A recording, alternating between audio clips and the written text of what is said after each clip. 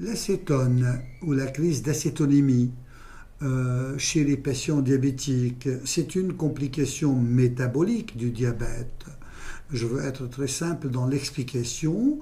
Quand on a un diabète déséquilibré ou des taux de sucre très élevés dans le sang, une hyperglycémie importante qui dépasse les 2-3 grammes et qui dure plusieurs heures et voire plusieurs jours, elle peut amener elle est liée déjà, cette augmentation de taux de sucre, elle peut être liée à une carence en insuline.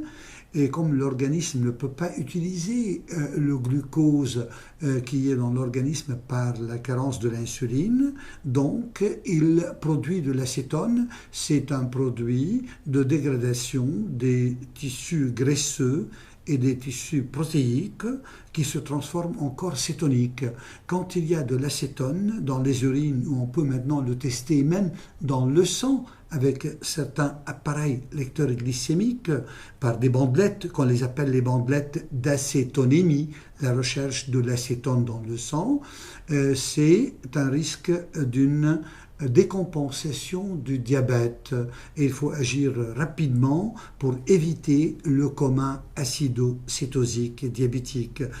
Cette complication métabolique, elle est plus à risque chez les diabétiques de type 1 ou les diabétiques insulino-traités.